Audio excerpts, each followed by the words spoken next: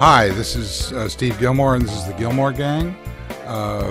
We're joined today by Mike Arrington. Welcome, Mike. Yo. And you said something about the lighting? Yeah, it just is what it is. Can you see me? Yeah, it's fine. Where are you? Is this TechCrunch or AOL headquarters? I'm at TechCrunch AOL. Yep. Cool. Is that what they call it now, TechCrunch AOL? Yeah, it's part of the deal. Okay. Also joining us is Rackspace Scoble. Hey, what's up? I'm in your kitchen, eating your food. Search Engine Land, Danny. Hey. And Betaworks, John Borthwick from New York. Hi. Welcome. Borthwick! And on the phone, we've got Doc Searls. Himself, yeah. And Kevin Marks. Hi there. And I had to unceremoniously bounce John Taschek, but hopefully he's listening in.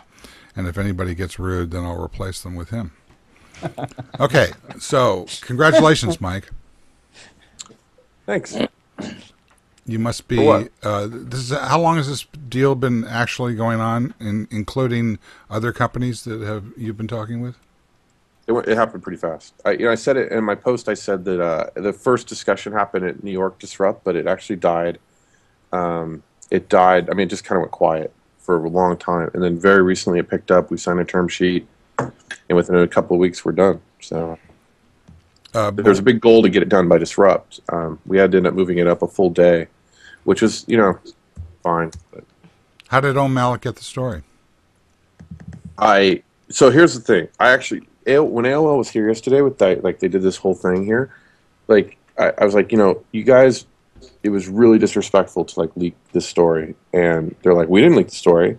They're like, you leaked the story. You're like friends with Ohm, and I'm like, yeah, I leaked the story that I wanted to announce on stage and break under our name so that we get all all the page views. Yeah, I did that. I did that for no reason other than I could. And he's like, well, we're pretty sure you broke it. And actually, we got a pretty big fight over it. And I'm like, there's no incentive for me to have leaked that story. And there's every incentive for you guys to, because of some stuff in the deal that maybe suggested they wanted to move the deal up a day by leaking it. So. Oh. So what's true? Yeah, exactly. Oh, sorry. What's true on who leaked it? Yeah. Somebody at AOL did. Plus, it was like me and Heather knew. I mean, it's like me and Heather are my lawyer. I mean, no one knew here to leak. And that was another problem, is that my employees, which now I'm starting to understand why people hate it when we break news, the employees found out about it on, TechMeme and O'Malley. So that sucked. So. Okay, so anybody can talk. Go ahead. So it must have been your lawyer, and you should sue him. Right. It was my lawyer. It wasn't one of the 45 people at AOL who knew that leaked it. It was definitely like our fault. So these guys are pissing me off already.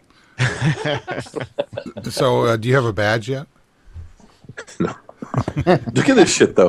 First of all, here's the gift that they brought us. It's like AOL wine, which is awesome, because they haven't actually paid us yet for TechCrunch, although they've taken over. And I'm like, this is great. Can we have the money? And there's like this shit. Like, I need to fill out like a travel profile, and I don't even know, master data employee form. So this I had to get this done by yesterday. I mean, So you were aware that you were going to have to start doing this stuff. I just hadn't really thought through like the paperwork implications of like. Yeah, or just actually having to talk to somebody on the phone. There's I can only stay in hotels that cost up to a certain amount depending on the city I'm going to. Like what Like I don't even know what the limits are, and like there's a whole process for approving. And so, yeah, I mean, I shouldn't be surprised, but there's just a lot of pain that I have to like deal with right now. So how many years are you going to last, Mike? How many months? How long are you going to last at AOL? You're already complaining about the meetings you have to attend and all these things. My goal is that by complaining about this so publicly that they'll like back off on this crap and not ask me to fill out travel fucking profile forms. But is that the formal name? Is fucking allowed in the terms of the contract? And then they'll just let us write. Oh my God. I think you should agree to fill them out as long as you get to say fucking in them.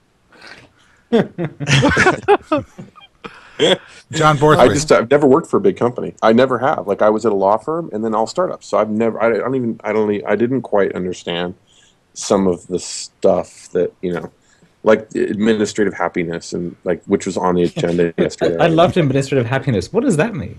I didn't go to the meeting, so I ended up blowing the meeting off, and that sounds like a Letterman thing. We all know how painful that is. Is there anything good that's happened yet, Mike? Well, when I get paid, that'll be good. So I'm really hoping that the payment happens soon. John Borthwick, you've been at a large company. I think at the same one, right? Yeah, I was at AOL from 97 to 2001, 2002, then at Time Warner. So do you have any advice for Mike? I mean, AOL in the old days, it had a lot of issues, and there were certainly challenges, but it was, I mean, one of the things that I loved about it was that it was run by a lot of entrepreneurs. And so there was a lot of process, there was a lot of bullshit, but there was basically a band of entrepreneurs who were at the helm of it, and they would argue a lot, they would fight a lot about things, but they would get things done. And I don't know what the culture is like there now, but that's what it used to be. So it's, at times it was a really interesting place to work. Hey, Steve? Yeah. So there's something I'm working on here, a story that's sort of big. So I actually can only stay for a couple more minutes. I'm sorry. Oh, that's all right. But, do you have anything to say of interest? AOL and Yahoo? Yeah. Could you leak it to us? We won't tell anybody. Yeah, what about the... you didn't answer my other question, which was, were there other companies that you were in talks with? Yeah, Yahoo offered $750 million, but there's just no way. But unlike with Yelp, that didn't freeze the deal, evidently. No, I mean it was just we can't work there. There were a couple of other interested companies, but the one thing AOL brought is the tech side. Like that's I'm not kidding. Like it's awesome that like they have this great CMS and we don't have to worry. I mean, Steve, like how many tech problems we have and how long it takes to like do anything on the site. And I'm really looking forward to that. And that was a big deal. And then I like the management team. Like whether we win or fail, there's a bold vision, and it's like at least there's a goal. Like you look at Yahoo and like no one even knows what Yahoo wants to do anymore.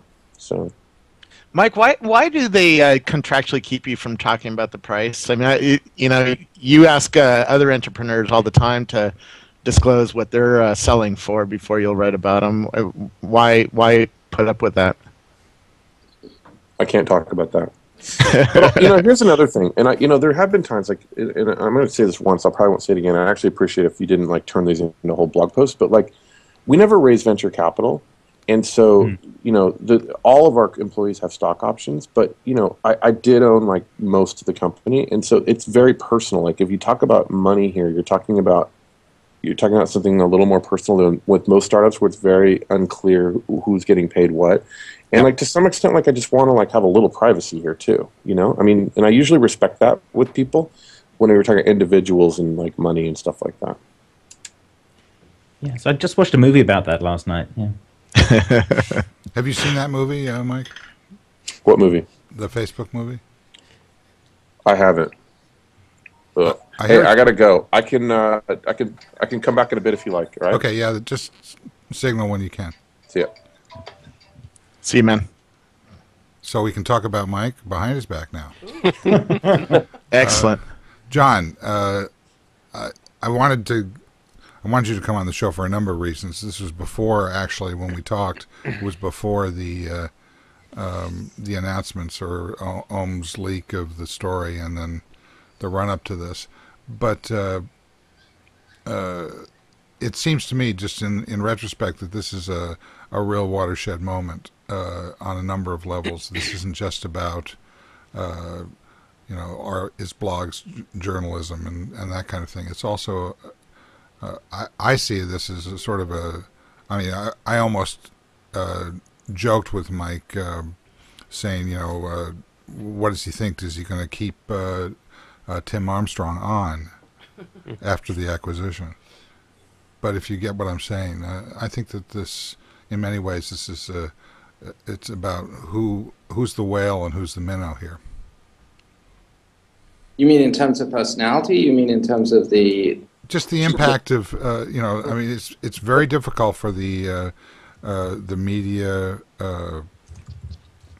entrenched legacy media to be able to compete against this kind of an operation. They have tremendous outlays in terms of people, infrastructure, etc. That they can't just let them all go, and they can't just break them up into small companies. So they're very vulnerable to a disruptive force in this new age of being able to broadcast out of your house, like we're doing, and so on and so forth. I mean, this is a highly disruptive moment.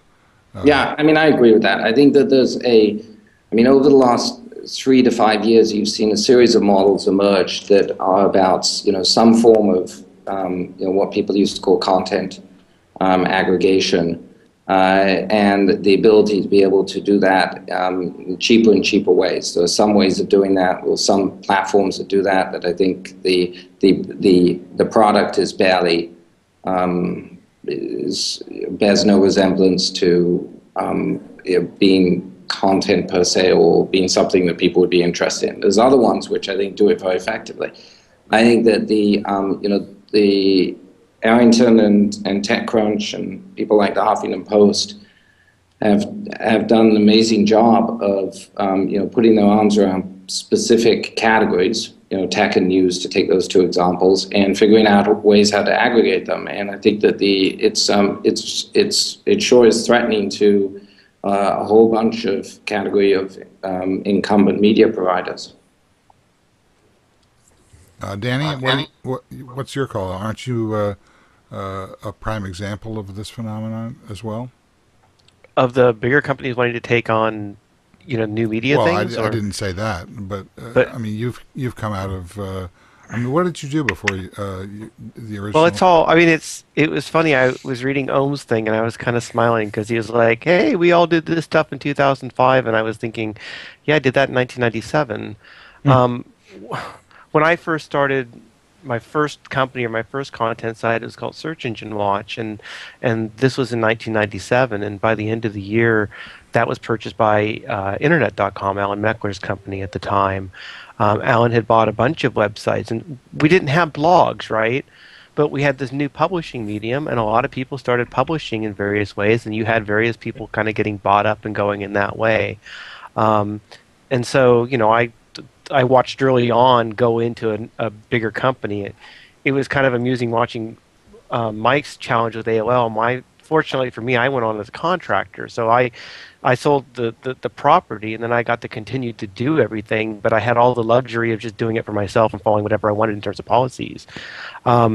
And so then, I ended up, there's a whole long thing that went on, but what was Search Engine Watch ended up getting purchased from Alan Meckler's company to another company called Incisive Media in 2006. And they bought Search Engine Watch, they bought ClickZ, and they bought the conferences that we were producing through Search Engine Watch. And that whole thing went for $43 million. And after that, I decided it was not something I wanted to stay on. I was going to go start again, so that if we built up a whole other content thing and it got sold, I would be looking at much more than the $43 million that I didn't get, obviously, in selling it. But I do think you have this wave of sites that have kind of came on all around this 2006, 2007 thing, sort of a second wave to me. Maybe it was even a third wave or a fourth wave. And I don't know, it's interesting to watch. I was surprised. I mean, my reaction when TechCrunch was getting bought by AOL was, oh no.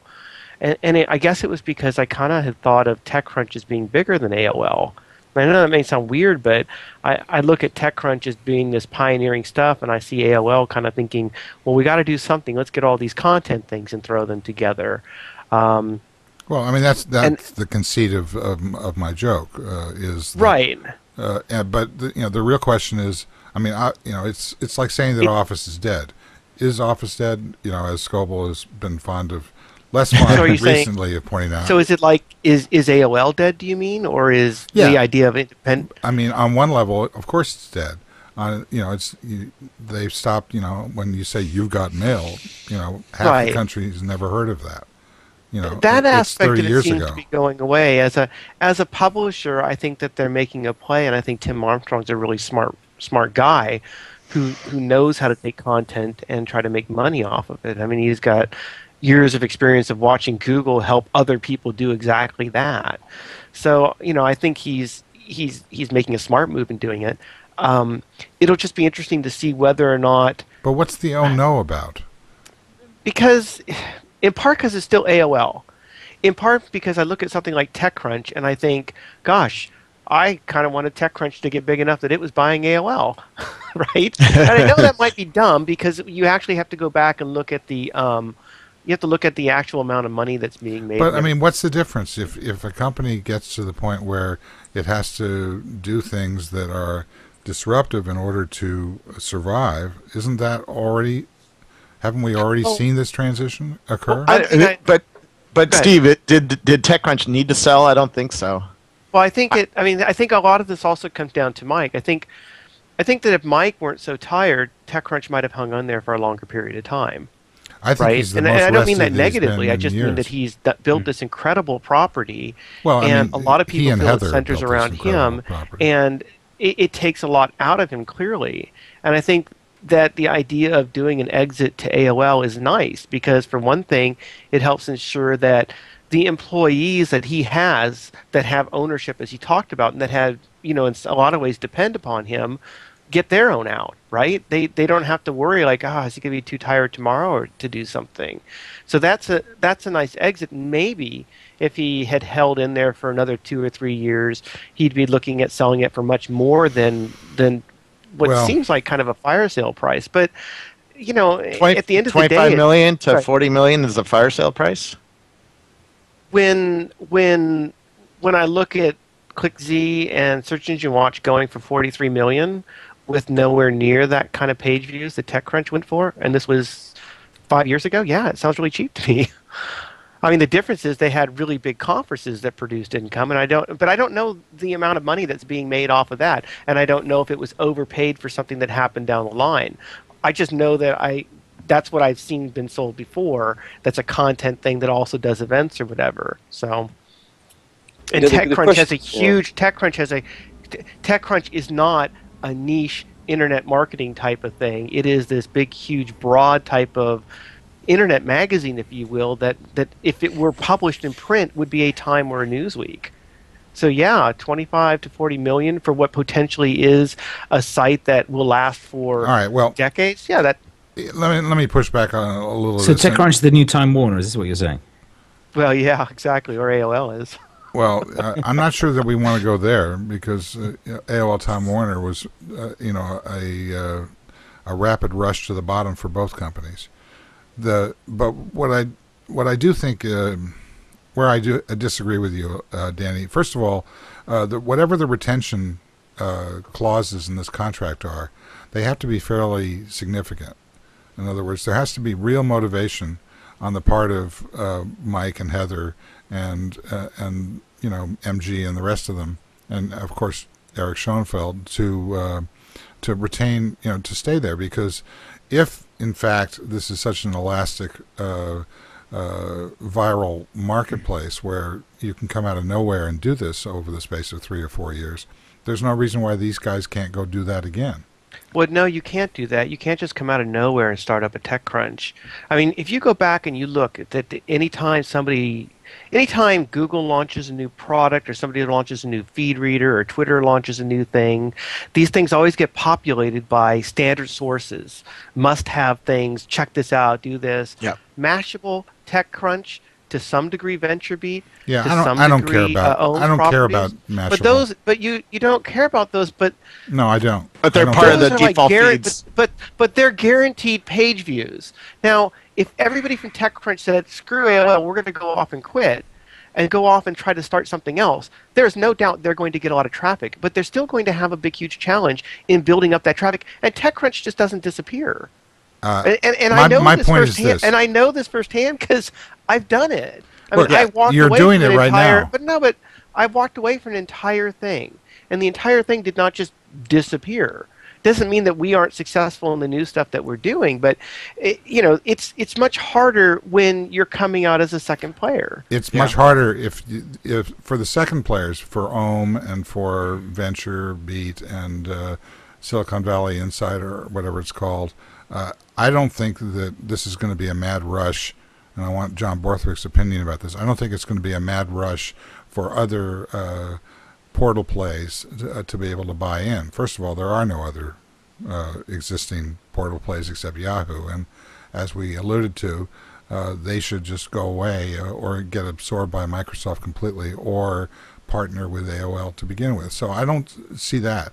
But what if AOL makes a bet and puts TechCrunch at the top of the food chain, which is what they're doing, and they're doing it even in spite of the fact that Engadget has 3 times the page views of TechCrunch. So they already own something which is, from a page view perspective, is number one. The conference thing, there is no Engadget conference that I'm aware of. You have succeeded in being able to build up your conference from nowhere, on a rebuilt basis. You've built that up to attract Steve Ballmer, which is probably why he only got 100% bonus instead of 200%. Just kidding. So I guess what I'm saying to you is that it would be disastrous for AOL if Arrington wasn't giving 100%. So I don't see this as like him being tired and going off to he was tired and he went off and he moved to Seattle, and he's done a whole lot of stuff, and they brought MG Siegler in to get some real flow up in terms of the page view game and so on and so forth. So I don't see this as a resignation or a retirement. Go ahead, John.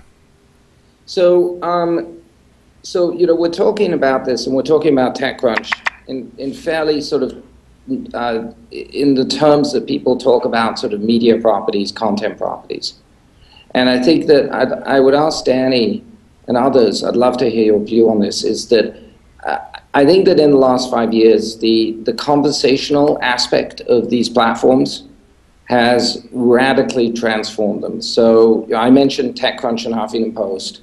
Both of those sites, when a post goes up, a controversial post, a good post, there are hundreds, if not thousands, of comments which come into the post.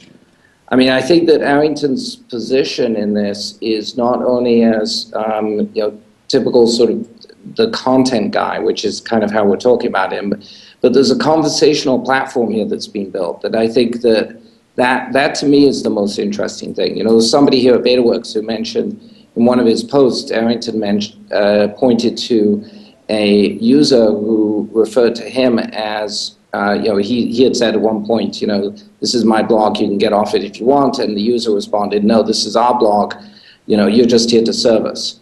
And I think that there's with some of these new platforms, the conversational aspect of it, I think, is radically different than a normal content property. But go ahead. Who's that? John, this is Robert Scoble. What would you do?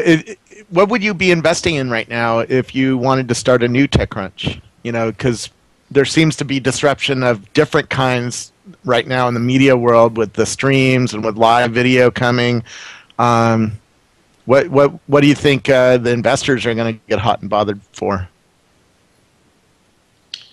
I mean, I think that one of the areas that we're doing a lot of work in, and whenever Steve invites me to join, I feel like I'm I'm brought on sometime as the sort of token investor guy. We at Betaworks, I mean, we're a little bit different because we're not a normal investor. We do invest, but we also build and buy things. Yeah. And so the things that we're building right now, the things that we've seeded most recently and invested in, are really I feel that in the last year we've seen a tremendous shift in the real-time stream space where a year ago I think that there was an opportunity and it seemed like that Twitter was on a path to become the generic sort of messaging bus. Yeah. And I think that Twitter has, taken a turn to become much more of a consumption and media platform. And I think a consequence of that is that the opportunity is narrowed for Twitter. I'm not saying that Twitter is still not a big opportunity, but it's just the scope of it is narrowed.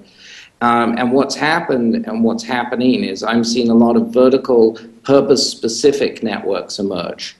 So, Quora and FormSpring in the question space, Blippy, Swipely in the finance space. There's things which are going on in the structured data local space, which I think are very interesting, which we're doing something there.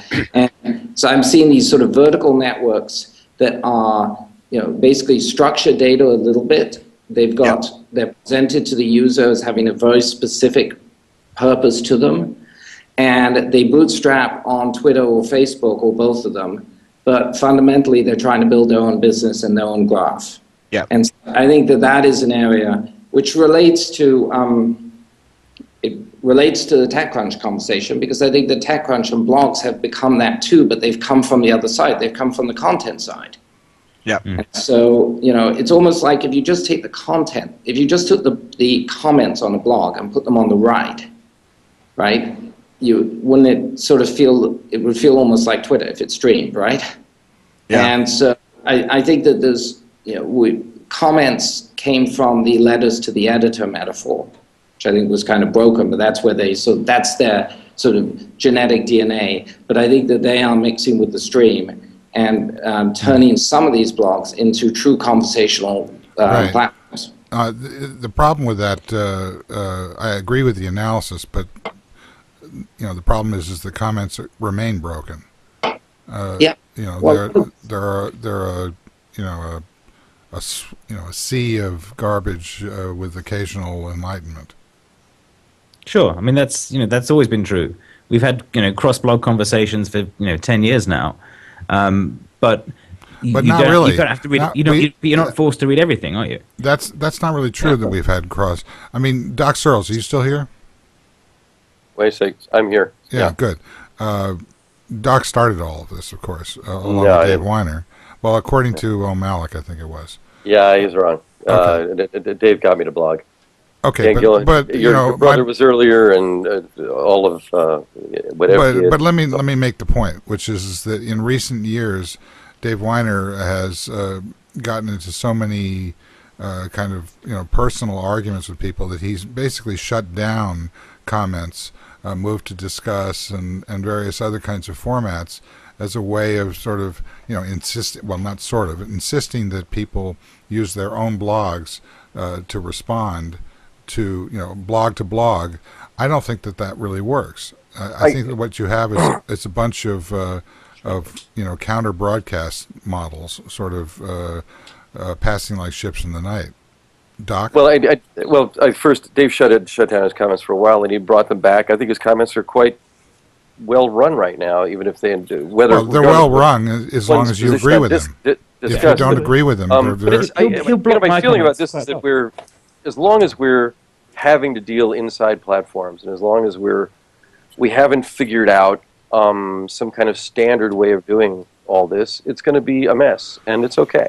It's still, the older I get, the earlier it seems. I think that we're going to gradually figure out how to do whatever this is going to become, and we're a long way from it.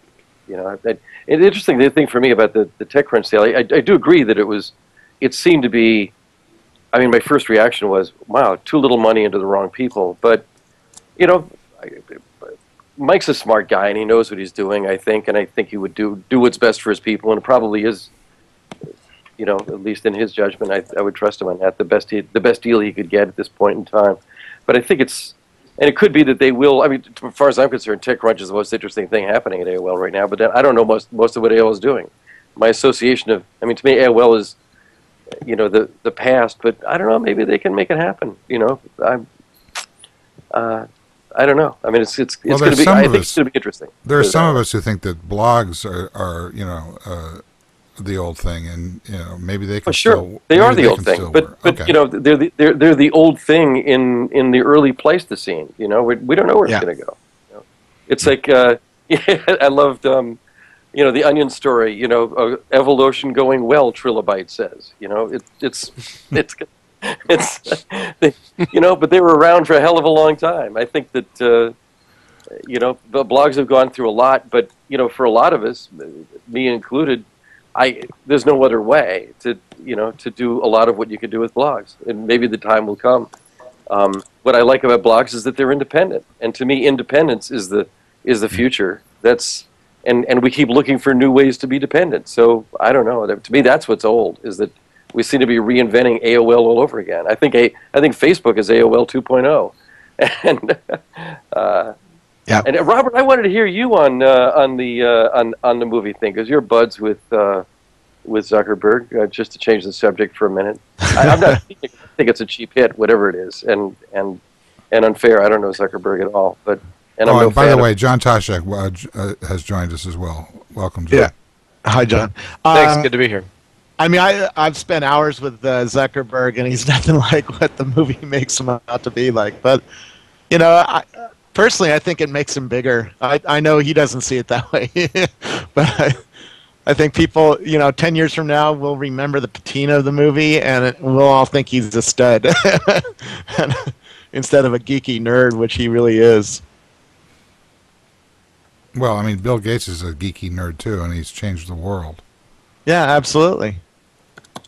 Yeah, I'm not sure. I saw Andrew Sorkin, what's his name, Aaron Sorkin, on The View, which is of course my favorite show, and I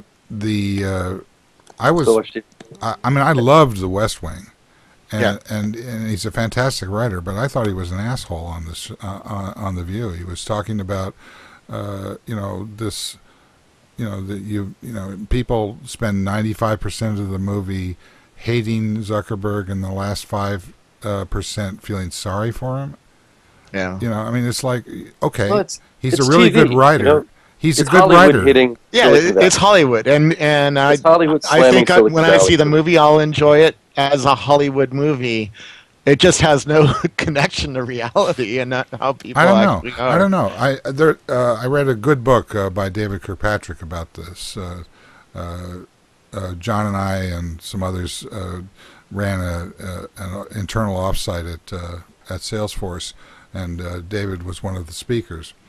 And we had dinner with him or chatted with him before his talk. And the thing that I got from the Facebook Effect book was that Zuckerberg had a maniacally aggressive and single-minded approach to what he thought was going to work, and it turned out that he was right. Now, does that translate to do only evil or whatever Aaron Sorkin is trying to project here? I don't think so. So I think that at some point you have to blame somebody for the tone of a film, and the scene that I've seen, which is a clip, where he basically goes after the brothers, whatever their names are, and basically attacks them for in no way being capable of doing what they were doing with this. They're suing him. It seems to me that reading Kirkpatrick's book, it seems to me that's pretty accurate. I mean, they did settle for some millions of dollars. So, did they really have the single-minded vision and the ability to execute and the ability to? I mean, if it wasn't for Sean Parker, I don't think that company would have survived long enough for Zuckerberg to be in the position that he was. That's another thing that came out of this book. So, I think it's facile to say that this is just a Hollywood movie. I mean, everything's a Hollywood movie at some point in time. So but the problem is, it's a very odd narrative, because the geek at the center is a cipher. He's like this. It's almost like one of those like an Alien on Earth type movies, with Zuckerberg as the alien. He's not given any coherent motivation in it. He's not, he doesn't got given a chance to explain what he's doing. He's just there to sort of quietly sort of twitch at the other characters who are sort of shouting at him. It's very, very odd. It's sort of clearly a movie made by someone who didn't get this, didn't like it. I mean, I've read Leslie Lessig's review of it is spot on, in that It's sort of, it glorifies the lawyers. These lawyers are these sort of people telling the story in the courtroom. He uses that to frame it, and that's the story. And you only get little tiny bits of other possible interpretation in between. So it is, I don't think it's telling. There's a couple of scenes where there's sort of some sort of vaguely plausible bit of technical stuff going on, but that's not what he cares about. What he cares about is this sort of back to front Legally Blonde story where the pretty rowers are taking on the nerd. Yeah, well, I like Legally Blonde. That was a good movie. I like. But the other thing is there are no women in this movie. It's it makes Legally Blonde look like a feminist track.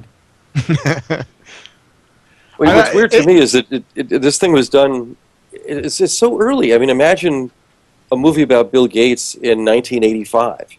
I mean, that's sort of what it's like. I mean, why? No, I don't. Why I not think wait? that's not true. I mean, social media platforms have dominated the discussion now for 3 years. But it's not about social media platforms. It's what? It's about a guy. Yeah.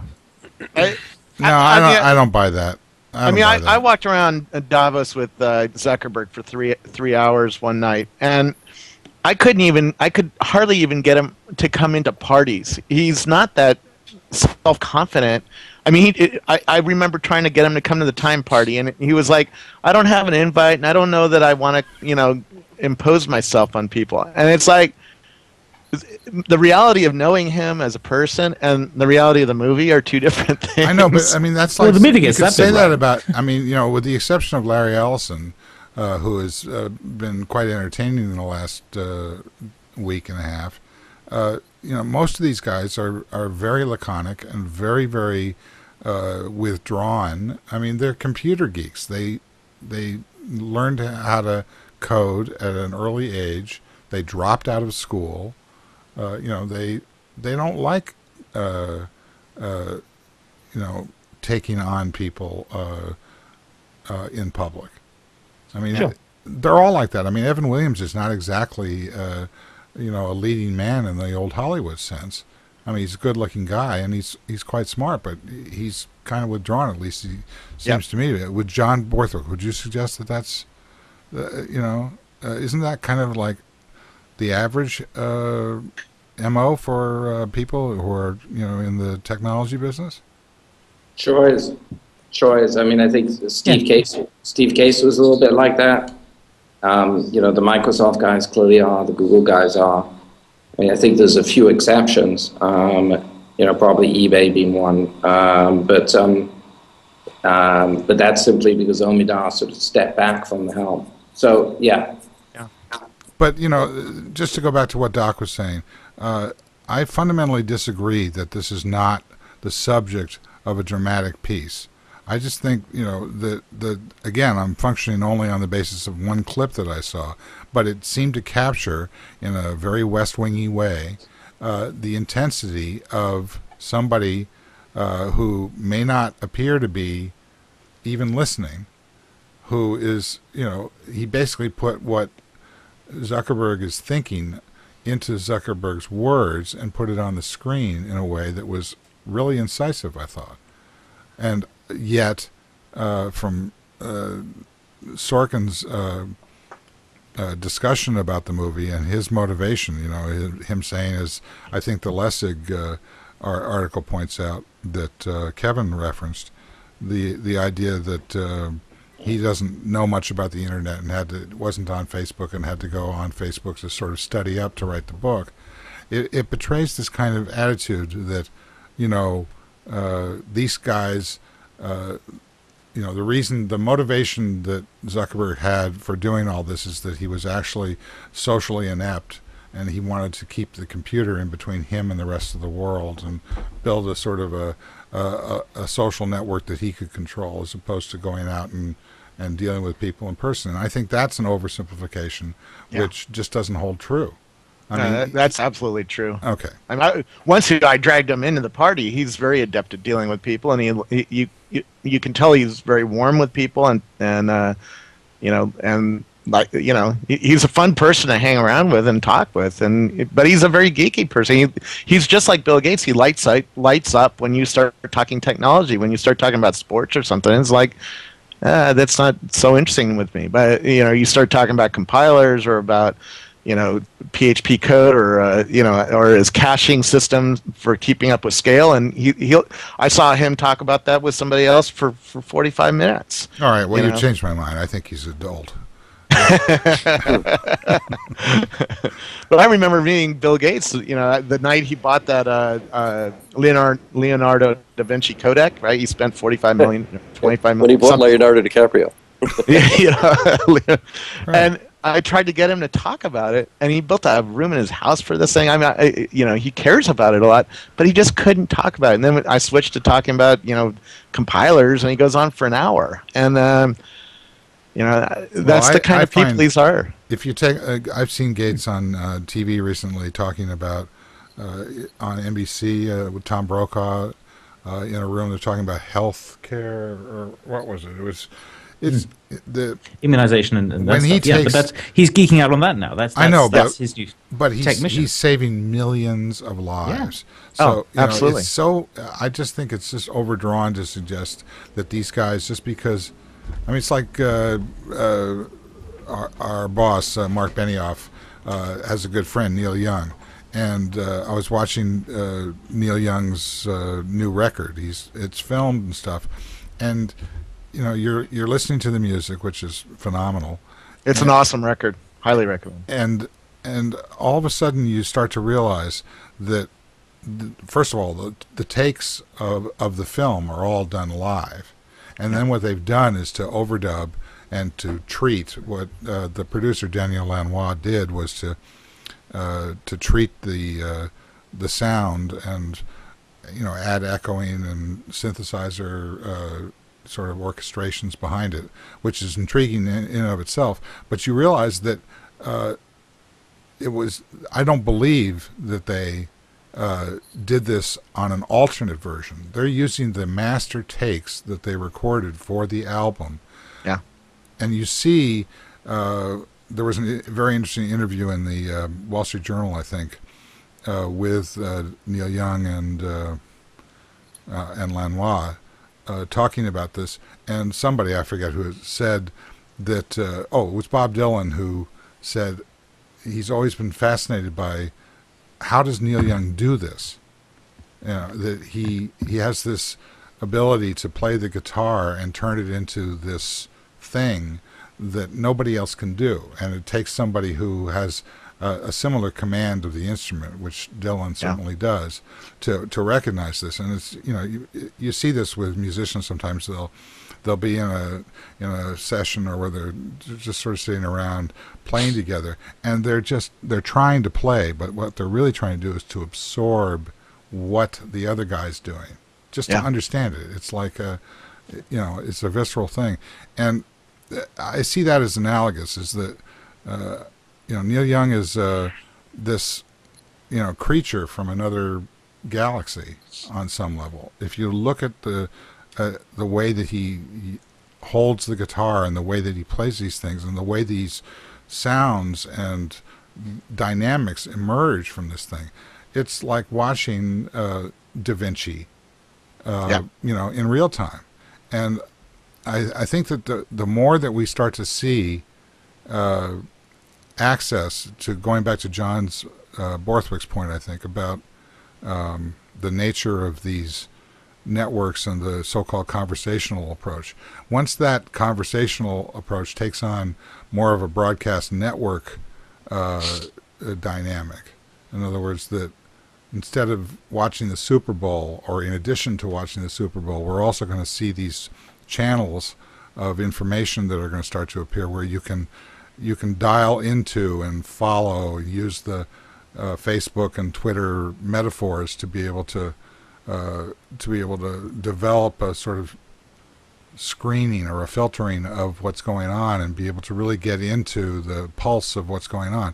I know that sounds pretty hippy-dippy, but I think that it's going to turn into multi-billion-dollar industries, and that so I see that as being the implications of what we saw happening with the TechCrunch opportunity is that they're going to be given the opportunity to stay and do what they're doing, only with some more resources and, you know, a little bit of a layer of...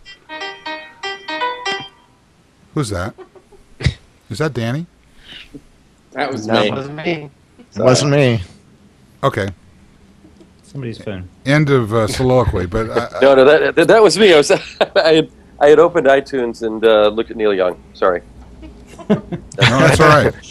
My bad. A little funny My bad. Neil Young story. My producer helped his dad build Neil Young's studio, and he got us in there, and we spent a long time with the audio engineers there, and they're just... It's really an incredible part of my life that I recorded and we never have played for a whole bunch of reasons. But you're absolutely right. These guys are interesting people. But so, what I'm trying to get to is the idea that this, what we see as being a personal story about Mike Arrington achieving something, and now, you know, being put out to pasture, I think is just completely wrong. I don't think that's what's happening. I think he's at the beginning, like Doc says. I think since he's at the beginning, we should make a movie about him right now. Well, isn't that what happened with Zuckerberg? I mean, Zuckerberg's Yeah, exactly. what, like That's 12? my point.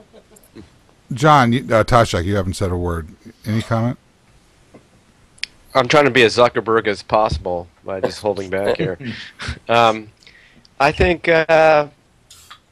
well, for what you were talking about, digging in on the Neil Young recording, I think I just saw the Apple TV device. If they could combine, you know, a feed or collaboration or more insight on the shows that they're showing so that you could dig into the things that are happening, I think that'd be pretty interesting. I mean, I think farther out as far as media goes, there's going to be a new way of encoding the TVs and streams so that it's built in, so that collaboration would be built into it. And just kind of like what James Cameron did with Avatar and 3D, you'll have some kind of more contextual knowledge about everything you want to know on a visual stream. But isn't that, first of all, adjust your headset. You're popping on it. Just raise it a little bit, thanks. Okay. But isn't that already available? I mean, when John Borthwick talks about Twitter's opportunity being narrowed, and maybe I should ask him that. What do you mean by that, and how does it relate to what we're talking about here, if you think it does? If it's being narrowed, what is their what are they doing? I mean, what I see happening, and there's been a gradual progression of this through the year. It's really since Chirp, it's been sort of publicly visible. But the Twitter management team have decided that in order to create more of a media consumption experience on Twitter.com, what they need to do is that they need to bring the user base back into Twitter.com. At the beginning of the year, and still now, about half of the users of the Twitter network use Twitter.com. But about 78% of users go back to Twitter.com at least once a month, even if they're using a client, to change their settings, to do something, to change their photo. And what Twitter wants is they want to bring more people back into the Twitter.com, which makes it more of a media property, which I think is it's a more known model. It's a more known quantity. It's easier to think about how to monetize that when you're thinking about monetization through ads. It is I think that it places some clear tension between Twitter and the developer community or users of the API, and they've navigated that in the last 6 months. I think now it will, in the next 6 months, it raises the possibility of some tension between the actual users / publishers, because monetizing on Twitter.com will obviously yield dollars for Twitter, whereas if you leave Twitter.com, they no longer make money off that. So there's some tension there that they're going to have to thread. But what I mean by, if you think about this as a platform, I think that the scope of the platform is narrowed, but it's become deeper. And so they've become more vertically integrated. They've decided to move, up and down the stack a little bit, or up the stack, and so that they can control the experience. And so it's a set of business decisions they've made that I think change the profile of what it is. Well, I think they've become much more approachable on the mobile side, actually, than on the website. I never go to the website, and I don't have any plans to. But the iPad app is quite interesting, as is the iPhone app. But this reminds me, aren't you involved in a project with the New York Times that would seem to be in the same sort of media disruption area? We are. We're doing a thing called News.me, and that's about all I can say about it right now. But you said more about it in the New York Times. Very little more. Well, can you at least repeat what you said already publicly, so that everybody else knows what we're talking about? I think that they asked if it would be a social news aggregation service, and I said it would be. So that's what, at a high level, that's what News.me is. Mm-hmm. But going back to the Twitter point, I mean, I think that the Twitter clients, the mobile clients, they're really good clients, and I think that there's a lot of reasons why Twitter has made the changes that they've made. I think that it changes the Twitter opportunity, but I think Twitter is building a huge company, and I think that there's tremendous amount of potential in that. But it's just different to where it started out. I was more of the camp of seeing Twitter as this decentralized message bus that could span the internet. Now it's becoming more like things we've seen before, which are more integrated.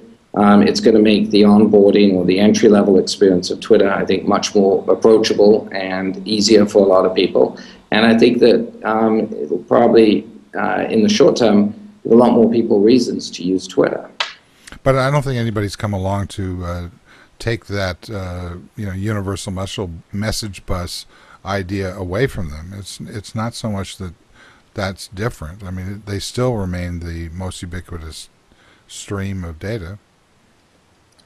I think that today, but I do think, like I was saying earlier when Robert was asking, I think that there's a series of vertical applications that are beginning to emerge, and that in a year's time, there will be, Twitter will be a huge company, Facebook will no doubt be a huge company, and there's going to be a set of 5 or 6 other companies that are big vertical applications that are streams and that are more purpose-driven or have a more clearly defined use case than Twitter or Facebook have. John Taschek, you agree with that? I don't know if I agree completely, but it's a large part of it makes sense. It sounds like I think they're trying to go more broad rather and maybe by doing that they'll be focused more narrowly. But it just doesn't seem like that's playing out right now. I think we have yet to see the business dynamics around Twitter and what's going to happen there, and I think the business dynamics will drive, how it's used and how it's adopted. Well, the way I put it in the post that I put out yesterday was that Twitter is now in a position finally to really damage itself. And what I mean by that is that yes. They've gotten to the point now where they have built out a series of metadata constructs that, as they start to become efficient, are going to put pressure on them, as John Borthwick suggests with their partners, for divvying up that pie. And I don't know that they've figured it out. I had a quick conversation with Nick Halstead, who's Robert's been telling me about his version of Track that he's got out. And, inevitably the subject came around to, like, yeah, he's got some sort of business deal with them for the stream. Yeah. But how long that lasts is dependent, in my opinion, upon how valuable it becomes. As soon as it becomes valuable, then Twitter's got a problem with it. So, I don't know, John Borthwick, this is also venturing into areas which I think are probably touchy for you, but, as, what happened with Surmise and with Bitly. But, obviously there's a third path besides dominating and being subsumed. What is it for a third-party developer? I mean, you would hope that it's cohabitation, right? You'd hope that there are some basic rules of the road, and that you can, figure out how to sort of cohabitate on these platforms. And I think that, this is happening with Twitter. It's also happening with Facebook. It's happening with Apple. It's happening in the ad space. You've got, one of the big stories of the next 18 months is going to be how these platforms negotiate with one another, and the sort of the web of contracts that emerge around that, for lack of a better word. I mean, I think that there needs to be, some clear lines so that application providers know where the platform ends and the application begins. And if those are in place, then I think the platforms will thrive as platforms. And if they're not in place, then the application developers, companies will go elsewhere. How do you think Google's going to do with that equation? I mean, I think that... and by the way, that's a cue for my next question is to Danny. I think that Google's in a fascinating position because, in a sense, in a very abstract sense, I view their advertising platform as the most successful API on the web. And so they've got hundreds of thousands of partners there, and they figured out a very good, clean relationship with those partners, where it's understood where the data lives and where it ends, and there's also monetization with those partners. That said, is that I think on the Android platform there's a lot of tension there because in the app model, Google recognizes that the app model is disruptive to their core advertising model, as apps become a metaphor and a construct for navigation, and they supplant sites in a sense, particularly on mobile. So I think there's good reasons why Google's App Store is ill-formed, and I was fascinated to see the stuff. I think this week or last week, rumors about Amazon doing a Android App Store. I heard elsewhere that some other companies, I think PayPal was looking at it, doing an Android App Store, and I think having a good Android App Store, a real marketplace, is something that's necessary for Android. So I think the app development and the tension there with app developers is very real, particularly on Android for Google. But I think, I'd take that another direction.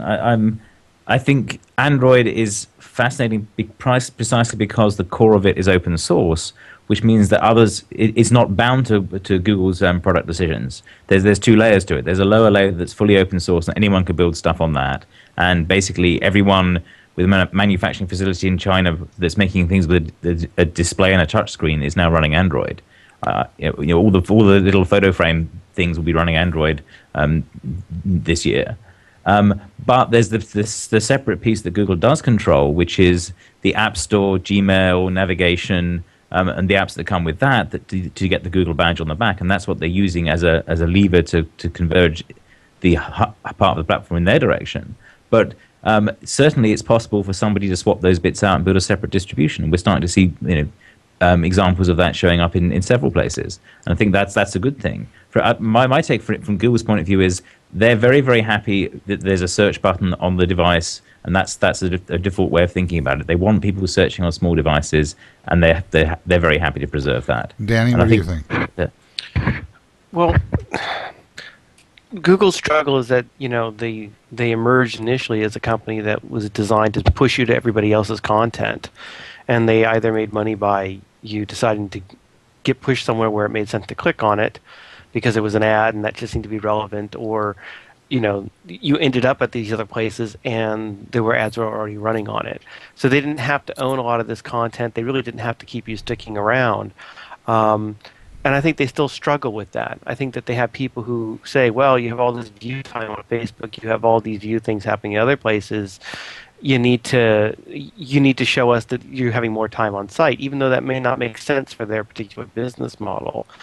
And so I think in part they'll probably still look at finding ways to do that. And they've also inherited some content that makes it almost required for people to spend the time. YouTube being the chief example of that, where the content literally was hosted on YouTube, and there's no easy way for them to point you to it because it was placed on YouTube.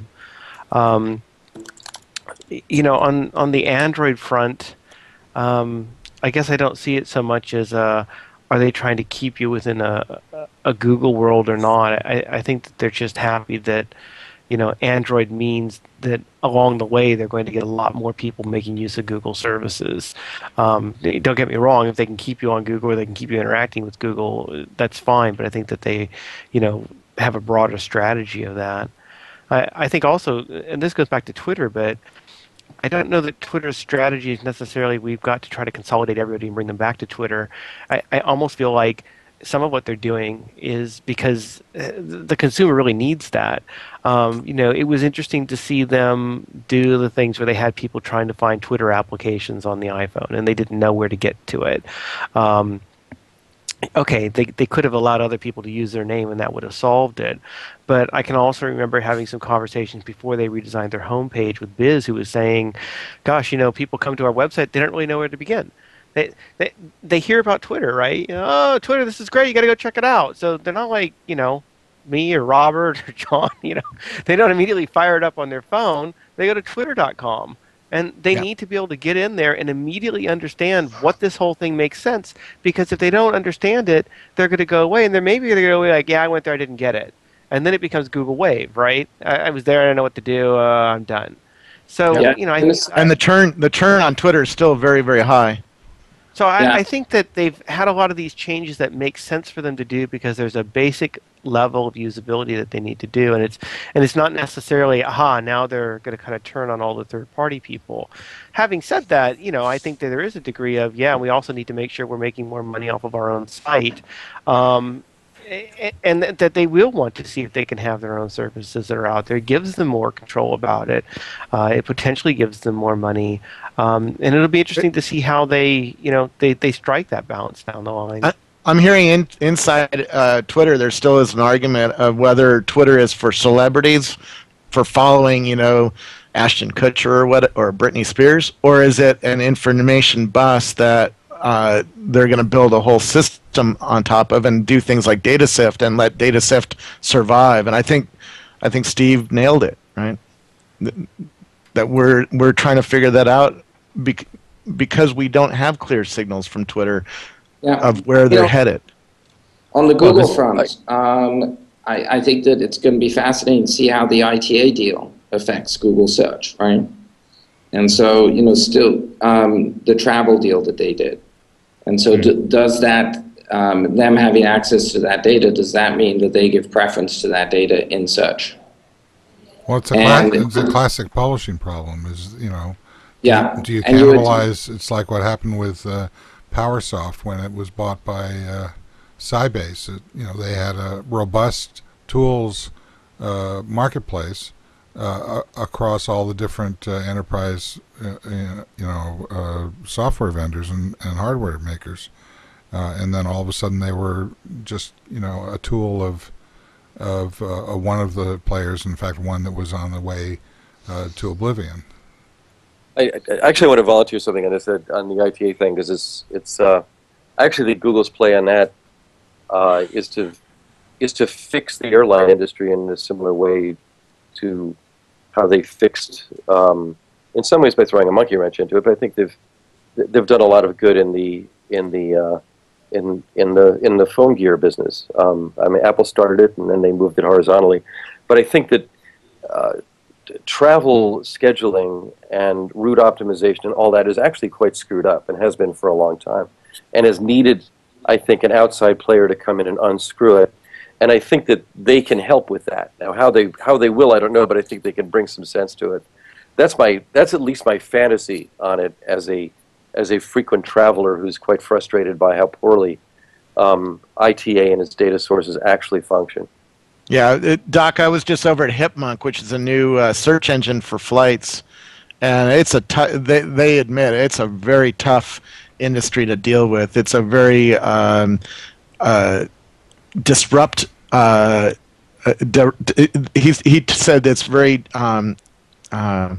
It's right. The industry pushes back at disruption. They just don't like disruptive new ideas, and but I've got to run my battery. Google can do it. I mean, if Google can take United American and all the rest of them that are accessible through ITA and make better sense of them than Orbitz and the rest of the sort of third parties that are operating in that space can, or in fact, bring some pressure to bear back through the scheduling systems of those airlines. I think they can do an enormous amount of good, just improving those systems and making old-fashioned money with it. The big challenge for Google is to not be only in the advertising business and not be only in the page view business and the stickiness business and all this other stuff, all these other businesses that have been 1995 in Groundhog Day ever since. I think that there's, I think they're wanting to be more of an enterprise company, and I think IT is a really good place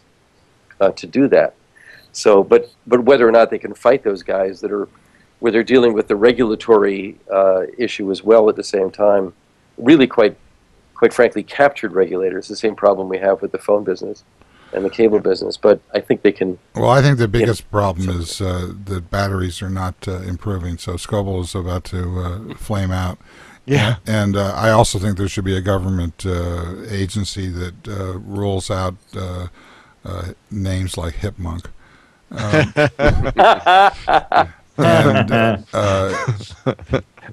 Orbitz is so much better. Yes, I want to give John Borthwick a chance to sort of wrap up if there's any thread that he can see in this conversation. I was about to, can I ask Danny one last question before we wrap up? Yeah, I mean, Scoble can leave. Danny, quickly. I'll just come into the studio. Okay, good. Why don't you do that? Go ahead. Right. Danny, did you notice Barry Diller talking about net neutrality vis-a-vis search neutrality, I think he called it? I didn't hear his talk on that portion of it. I saw some of the write-up about him talking on Ask apparently have no value, but I didn't hear what he was saying on the search neutrality aspect. What did he say? Well, I mean, it was to this point, right? He was basically talking about guarantees and wanting to make sure that there was neutrality in search, which is, exactly the tension that we're talking about between, in sort of, I mean, in old school terms, it's sort of owned and operated properties versus things you're sending out, which you're pointing people out, and it's that tension between, what are you trying to keep people in your experience or push them out? And I think we've seen it play out from the beginning of the internet. It goes all the way back to the first online service providers, and we're still seeing that tension play out. I think a lot of people generally agree with the idea that the search engine ought to be providing you with results that make sense, not results that are just in their own self-interest. There is a difficulty in that the search engines can publish whatever they want, though. It's like saying, it'd be like Barry Diller saying, I think the Wall Street Journal should be neutral about how they cover us. And yet how he agrees that they're covering them or what they're doing may not match up with what their editors want to do.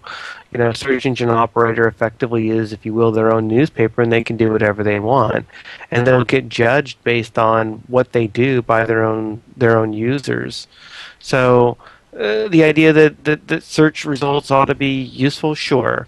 The idea that search results should be neutral, sure, depending on how you're defining it. If the definition is, when Google takes you to Google Maps, that's ridiculous. They should also list Yahoo Maps. I don't buy into that.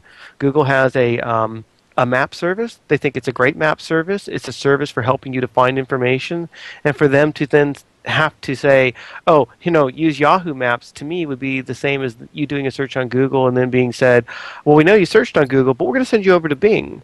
It doesn't make any sense. If they've got an actual search service that makes sense, then I think they should be telling people about it. Yeah. Okay. Hey guys, I got to drop off the line for a call.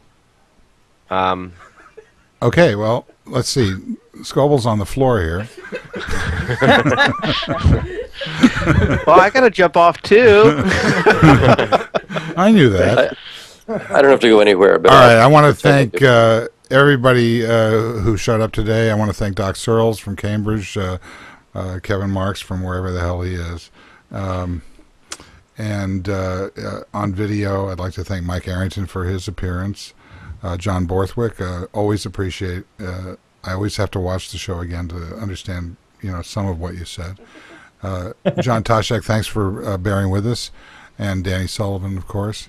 For Robert Scoble and I want to thank Rackspace, and particularly Rob Legess, who's his boss. We're going to wrap with Chair next time. Yeah, for bringing this show back to the network. I want to thank NewTek and their TriCaster for turning this into a video show. And I'm off to Japan, so I'll see you again next time. I want to thank everybody who showed up, and especially those who didn't. See you next time. Bye-bye. Bye. Bye. Bye.